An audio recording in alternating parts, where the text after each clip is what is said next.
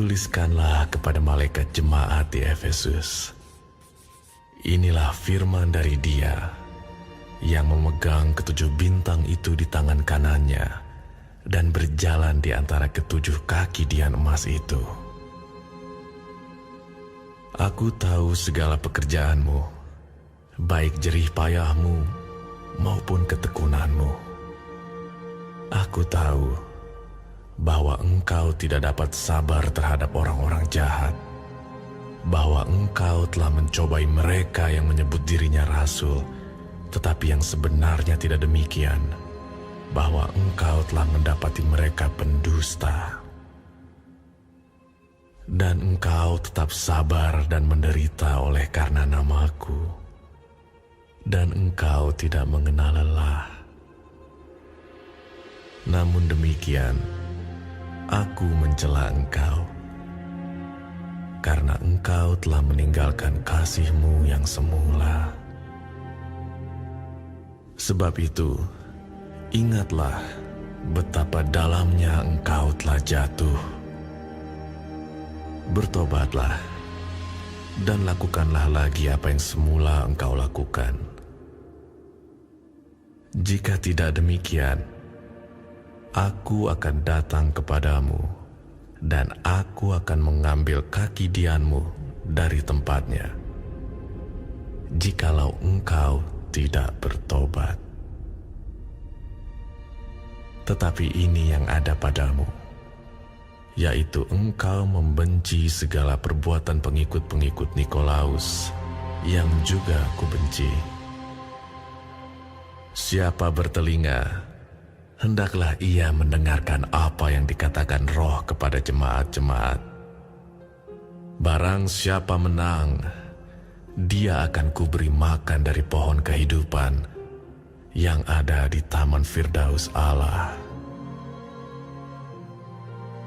Dan tuliskanlah kepada malaikat jemaat di Smyrna, inilah firman dari yang awal dan yang akhir, yang telah mati dan hidup kembali. Aku tahu kesusahanmu dan kemiskinanmu, namun engkau kaya.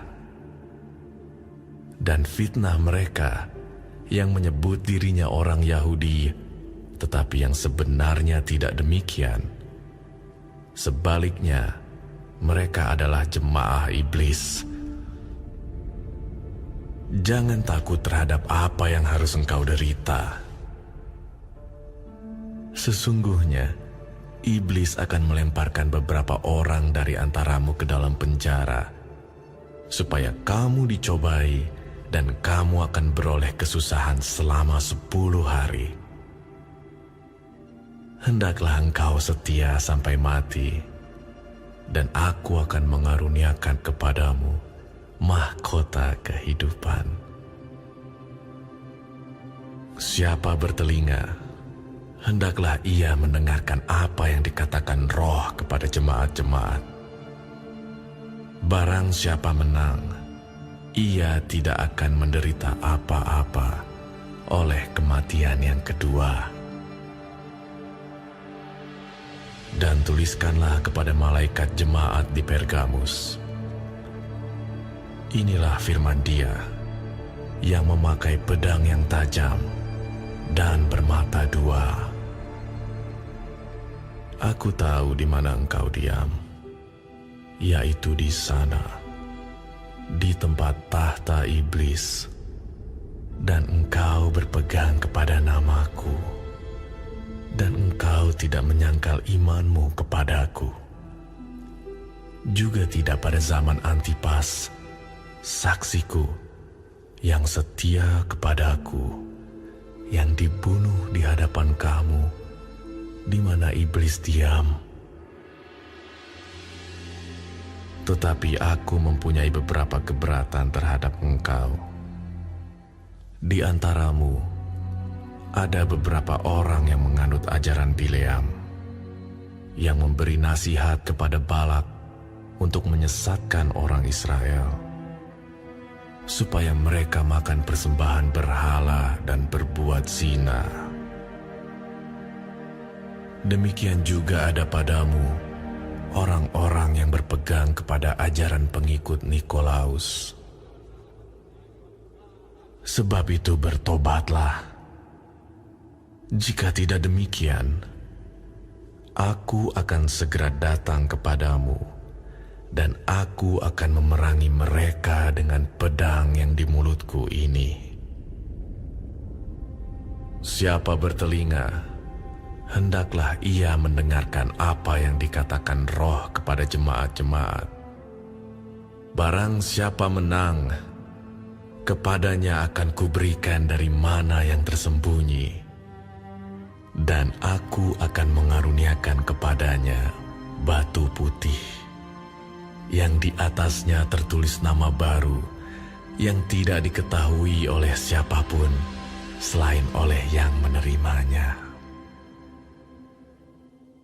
Dan tuliskanlah kepada malaikat jemaat di Tiatira, inilah firman Anak Allah, yang matanya bagaikan nyala api, dan kakinya bagaikan tembaga. Aku tahu segala pekerjaanmu, baik kasihmu maupun imanmu, baik pelayananmu maupun ketekunanmu. Aku tahu bahwa pekerjaanmu yang terakhir lebih banyak daripada yang pertama. Tetapi aku mencela engkau, karena engkau membiarkan wanita Izabel yang menyebut dirinya nabiah, mengajar dan menyesatkan hamba-hambaku supaya berbuat zina dan makan persembahan-persembahan berhala. Dan aku telah memberikan dia waktu untuk bertobat, tetapi ia tidak mau bertobat dari zinahnya. Lihatlah, aku akan melemparkan dia ke atas ranjang orang sakit, dan mereka yang berbuat zina dengan dia akan kulemparkan ke dalam kesukaran besar, jika mereka tidak bertobat dari perbuatan-perbuatan perempuan itu. Dan anak-anaknya akan kumatikan, dan semua jemaat akan mengetahui bahwa akulah yang menguji batin dan hati orang, dan bahwa aku akan membalaskan kepada kamu setiap orang menurut perbuatannya. Tetapi kepada kamu, yaitu orang-orang lain di Tiatira, yang tidak mengikuti ajaran itu dan yang tidak menyelidiki apa yang mereka sebut seluk-beluk iblis, kepada kamu aku berkata, aku tidak mau menanggungkan beban lain kepadamu. Tetapi apa yang ada padamu, peganglah itu sampai aku datang. Dan barang siapa menang dan melakukan pekerjaanku sampai kesudahannya, kepadanya akan kukaruniakan kuasa atas bangsa-bangsa, dan ia akan memerintah mereka dengan tongkat besi. Mereka akan diremukkan seperti tembikar tukang periuk, sama seperti yang kuterima dari Bapakku. Dan kepadanya akan kukaruniakan bintang timur. Siapa bertelinga, hendaklah ia mendengarkan apa yang dikatakan Roh kepada jemaat-jemaat.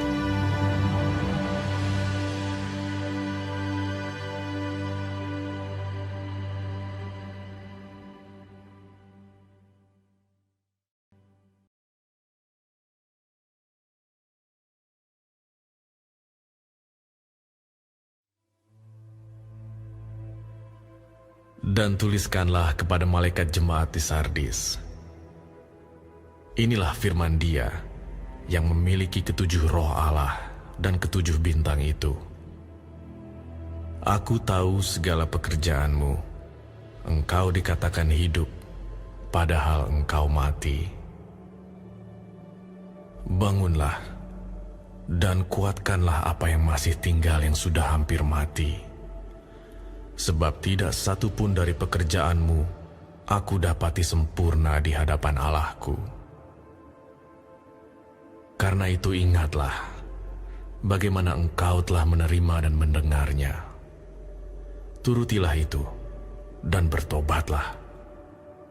Karena jikalau engkau tidak berjaga-jaga, aku akan datang seperti pencuri, dan engkau tidak tahu pada waktu manakah aku tiba-tiba datang kepadamu. Tetapi di Sardis, ada beberapa orang yang tidak mencemarkan pakaiannya. Mereka akan berjalan dengan aku dalam pakaian putih, karena mereka adalah layak untuk itu. Barang siapa menang, ia akan dikenakan pakaian putih yang demikian. Aku tidak akan menghapus namanya dari kitab kehidupan, melainkan aku akan mengaku namanya di hadapan Bapa-Ku dan di hadapan para malaikatnya.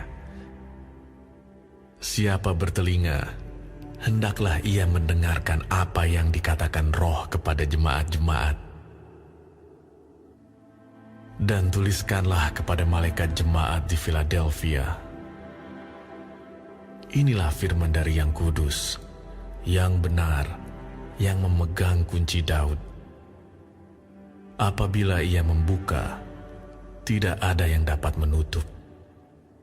Apabila ia menutup, tidak ada yang dapat membuka. Aku tahu segala pekerjaanmu.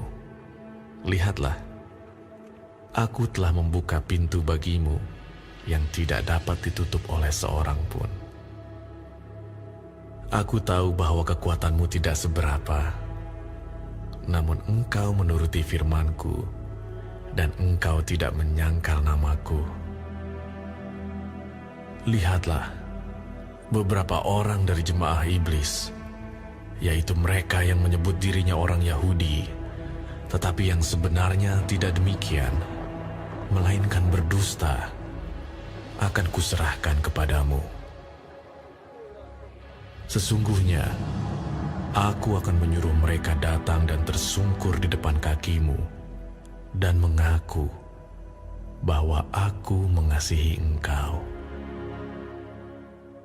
Karena engkau menuruti firman-Ku, untuk tekun menantikan aku, maka aku pun akan melindungi engkau dari hari pencobaan yang akan datang atas seluruh dunia untuk mencobai mereka yang diam di bumi. Aku datang segera. Peganglah apa yang ada padamu, supaya tidak seorang pun mengambil mahkotamu. Barang siapa menang, ia akan kujadikan soko guru di dalam bait suci Allahku, dan ia tidak akan keluar lagi dari situ. Dan padanya akan kutuliskan nama Allahku, nama kota Allahku, yaitu Yerusalem baru, yang turun dari sorga dari Allahku, dan namaku yang baru. Siapa bertelinga, hendaklah ia mendengarkan apa yang dikatakan Roh kepada jemaat-jemaat. Dan tuliskanlah kepada malaikat jemaat di Laodikia, inilah firman dari Amin, saksi yang setia dan benar, permulaan dari ciptaan Allah. Aku tahu segala pekerjaanmu. Engkau tidak dingin dan tidak panas. Alangkah baiknya jika engkau dingin atau panas. Jadi karena engkau suam-suam kuku dan tidak dingin atau panas, aku akan memuntahkan engkau dari mulutku. Karena engkau berkata, aku kaya dan aku telah memperkayakan diriku dan aku tidak kekurangan apa-apa.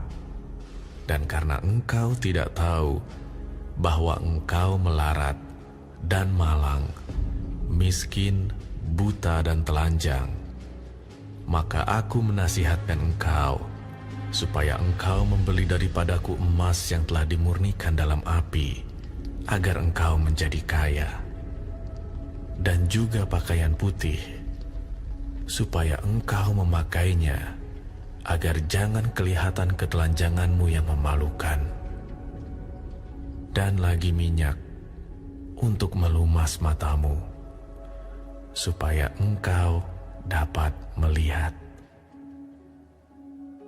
Barang siapa kukasihi, ia kutegur dan kuhajar. Sebab itu, relakanlah hatimu dan bertobatlah. Lihat, aku berdiri di muka pintu dan mengetok. Jikalau ada orang yang mendengar suaraku dan membukakan pintu, aku akan masuk mendapatkannya, dan aku makan bersama-sama dengan dia, dan ia bersama-sama dengan aku. Barang siapa menang, ia akan kududukan bersama-sama dengan aku di atas tahtaku, sebagaimana aku pun telah menang dan duduk bersama-sama dengan Bapakku di atas tahtanya. Siapa bertelinga, hendaklah ia mendengarkan apa yang dikatakan Roh kepada jemaat-jemaat.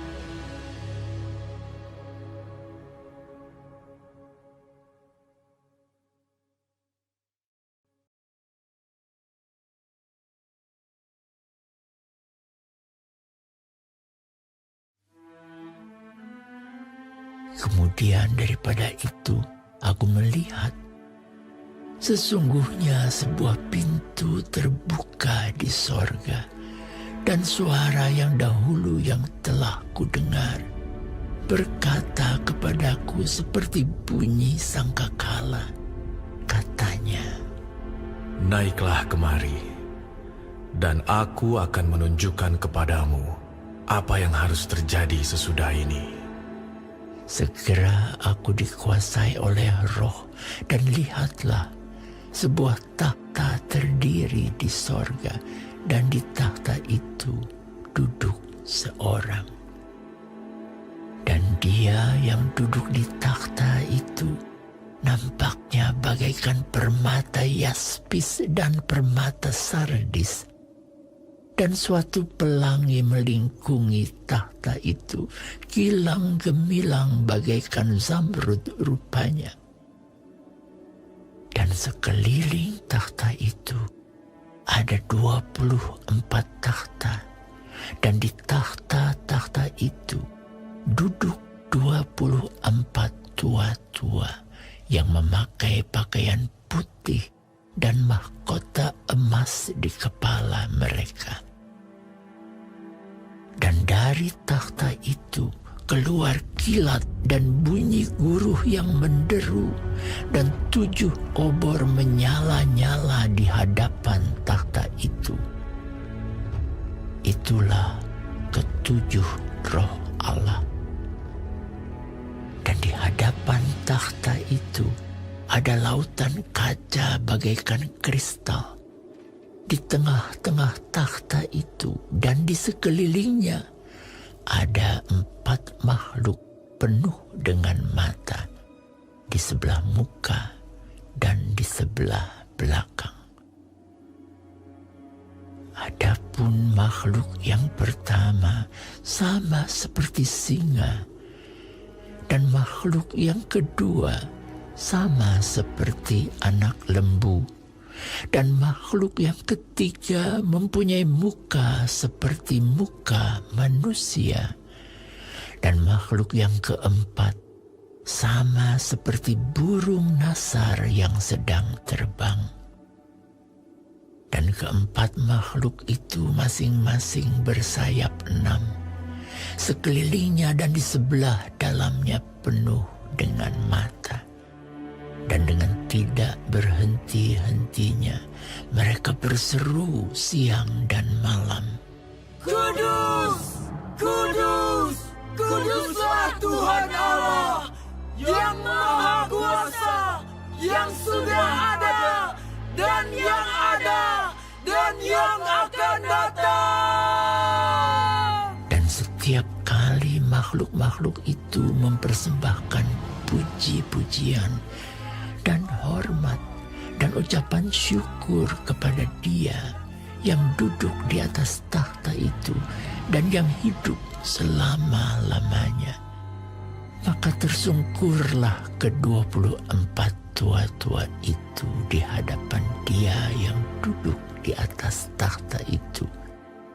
Dan mereka menyembah Dia yang hidup sampai selama-lamanya. Dan mereka melemparkan mahkotanya di hadapan takhta itu sambil berkata, "Ya Tuhan dan Allah kami, Engkau layak menerima puji-pujian dan hormat dan kuasa. Sebab Engkau telah menciptakan segala sesuatu, dan oleh karena kehendak-Mu, semuanya itu ada dan diciptakan."